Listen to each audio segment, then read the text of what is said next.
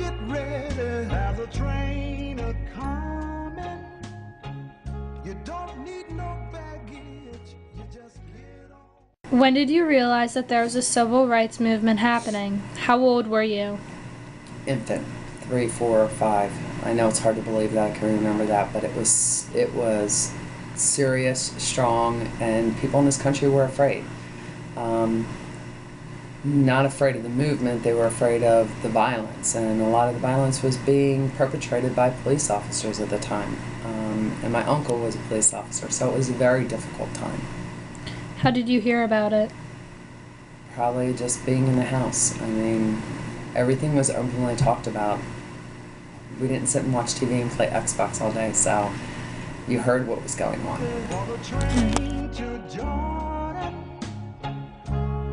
picking up passengers coast to coast.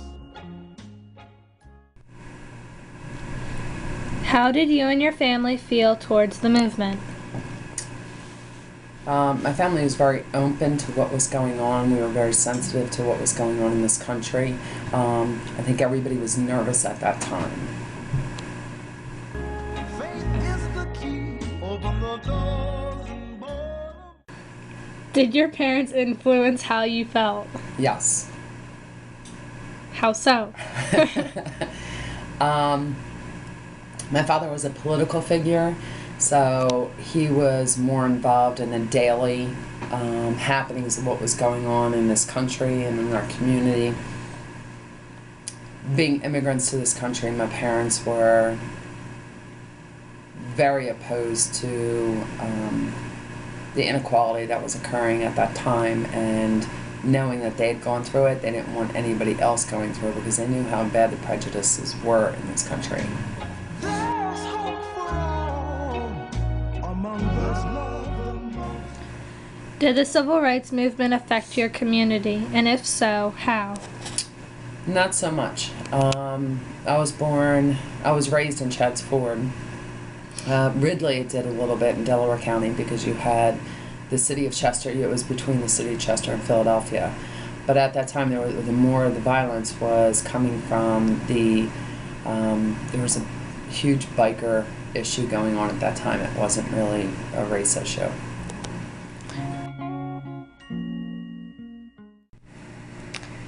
Was your school integrated or segregated? We were never segregated, but no African Americans moved into our school until 4th or 5th grade. But it wasn't even an issue. I mean, it wasn't like we kept anybody. We lived in a very rural community, so a lot of people didn't move out there.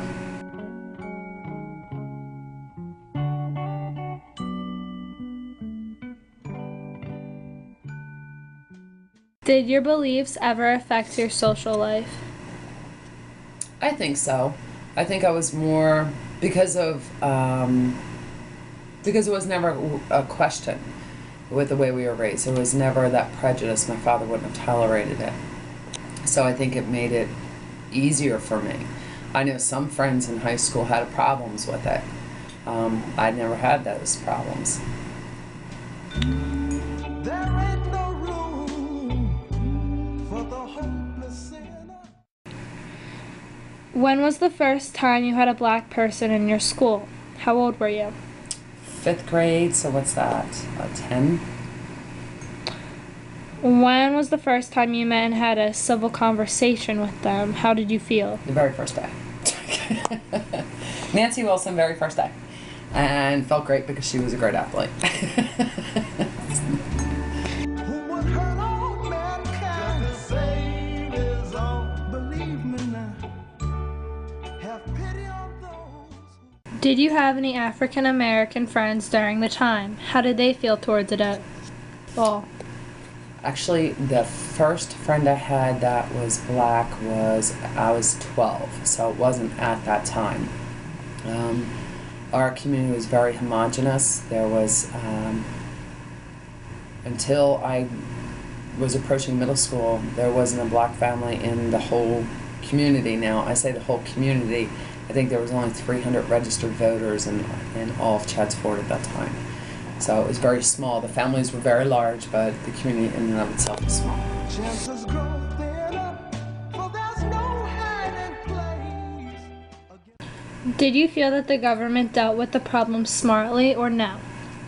Initially, no. I think that the best thing that happened was the Civil Rights Act of, I think it ended up being 1964. It was after Kennedy. But he was a young, strong president. He was very determined to have have that come into existence, have it on paper for this country, so that there was never a question again that yes, if you're a citizen, we are all created equal, and that was huge. And he was so popular with all the people, Republicans or Democrats, that everybody followed that. Everybody knew that should be the way it is. I mean, his parents were immigrants. Most of the people in this country were immigrants. I mean, we had just come off some huge waves of immigration in this country prior to World War II. And World War II was only 15, 20 years before this all happened. So people get ready. How do you believe the movement affected the nation as a whole? How do I believe the movement affected it? I think the mood changed. I think that people became more aware of their dependence on each other nationwide. The idea of, okay, we have a community and we're self-sufficient and we're going to take care of ourselves and we don't really care what's happening in California, Missouri, or Alabama, sort of diminished greatly. And part of that was that the times were calling for it. And certainly what was going on with the inequality against blacks at the time.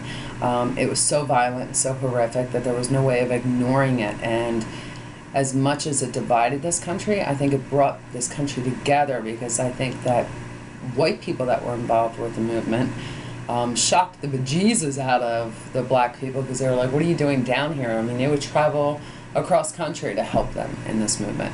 So it became clear, I think, to all of us that Pennsylvania isn't just Pennsylvania. We are a part of something greater. And I think that was the first time that came about. And then probably because of the press and everything else, but that was the first time that came about, that you felt you could impact something far away.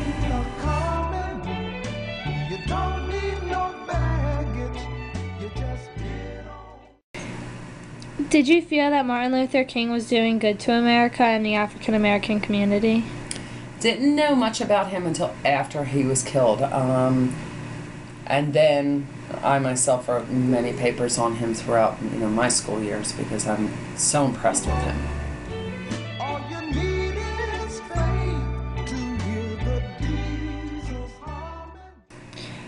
Did you feel pity and sadness for the African Americans that were beaten and all of those? Yes, fear.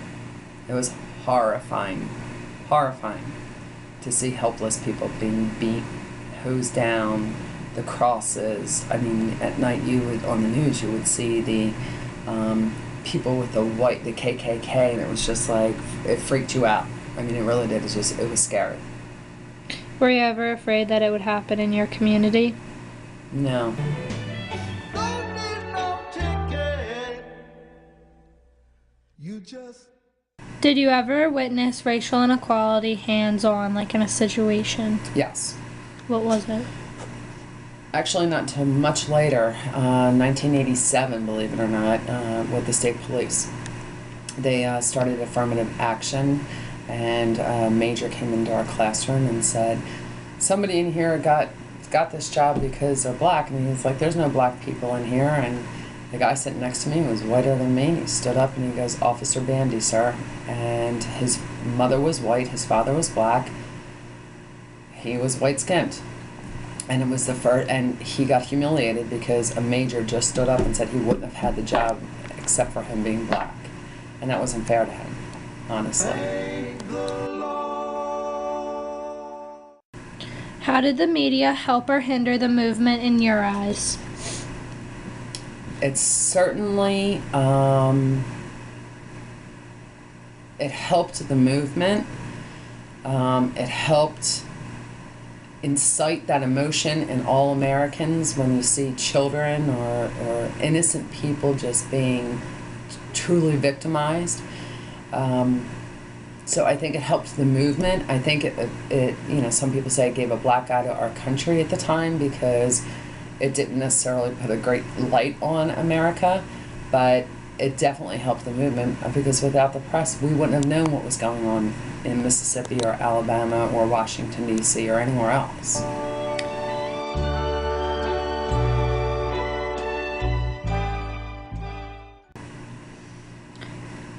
Did you always believe that African Americans should be equal? Yes. Okay. It's Why? the way I was raised religiously. It was the way I was raised. I didn't, you know, my parents raised us that way. That was more of a foundation in our lives than the Constitution. It was, you know, we're Catholic and that everybody, you pray for everybody and you take care of everybody.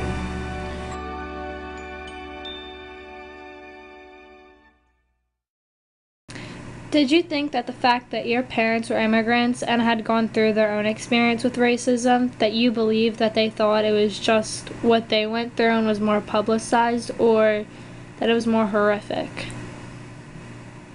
I don't know. I know that my father was very definite and very outspoken that it's wrong because of what his family went through coming over here. I don't know how my mother felt about it. There just definitely was that sentiment like, oh, it's happened to all of us kind of issue. But my father was just so determined that it was wrong when it happened to us, it was wrong when it happened to the Germans, it was wrong when it happened to every other wave that came through, and it certainly was wrong just because of the color of somebody's skin. Did you feel the same way? Yeah. I thought it was wrong. I mean, I don't feel that because it happened to me, everybody else has to pay their dues and come through. That's not the way it's wrong. And that's not what this country was about. That's why it was such a rough spot for this country. But honestly, so much better that the country just put